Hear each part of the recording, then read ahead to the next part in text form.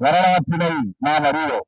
அவர்கள் உலகளாவிய அனைத்து நாடுகளின் அரசியல் பிரச்சனைகளிலும் தலையீடு செய்யக்கூடியவர்கள். அமெரிக்க வல்லாதிக்கத்தில் அந்த பேரரசில் முடிவெடுக்கக்கூடிய இடத்துல யூதர்கள் பெரும்பான்மையாக இருக்கிறார்கள்.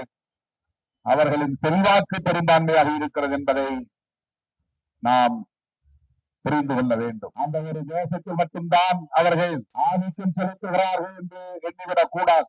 உலகத்தின் பல நாடுகளில் அவர்களின் தலையீடு இருக்கிறது. அரசியல் தளங்களில் மட்டுமின்றி அனைத்து தளங்களிலும் அவர்களின் தலையீடு இருக்கிறது. அவர்களை இல்லுமினாட்டிஸ் என்று அழைக்கிற போக்கை நாம் பார்க்கலாம். அப்படி உலகளாவிய அளவிலே அவர்கள் ஆதிக்கம் செலுத்தக்கூடியவர்கள் என்கிற நிலையில்தான் அமெரிக்கா, பிரிட்டன் போன்ற நாடுகளின் துணையோடு தங்களுக்கு என்று ஒரு நாட்டை உருவாக்கி கொண்டு அந்த மண்ணின் மைந்தர்களான பாலஸ்தீனியர்களை இன்றைக்கு ஒடுக்கிக் கொண்டிருக்கிறார்கள், நசுக்கிக் கொண்டிருக்கிறார்கள், அழித்தொழித்துக் கொண்டிருக்கிறார்கள்.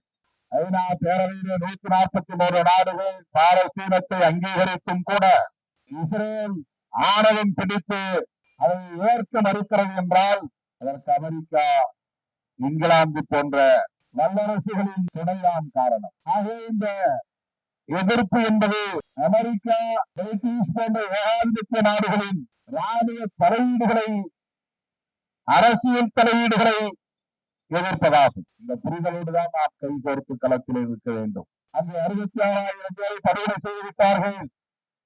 குழந்தைகள், பெண்கள், நோயாளிகள், முதியவர்கள், மாற்றுத்திறனாளிகள் என்று ஈரக்கமில்லாமல் படுகொலை செய்கிறார்கள் என்கிற இரக்கத்தின் அடிப்படையிலே, கருணையின் அடிப்படையிலே மட்டும் நாம் இங்கே கூடியிருக்கிறோம். படுகொலை செய்துவிட்டார்கள் என்ற பரிதாபத்தின் அடிப்படையே நாம் இங்கே கூடியிருக்கிறோம். அந்த இனக்கொலையை கண்டிக்கிற அதே வேளையில் பாலஸ்தீனத்தை நாம் ஏன் ஆதரிக்கிறோம், பாலஸ்தீனியர்கள் பக்கம் நாம் ஏன் நிற்கிறோம், இந்திய அரசும் அதை ஆதரிக்க வேண்டும் ஏன் என்கிற கருத்துக்களை மக்களிடத்தில் வெகுவாக கொண்டு போய் சேர்க்க வேண்டிய பொறுப்பு நமக்கு இருக்கிறது.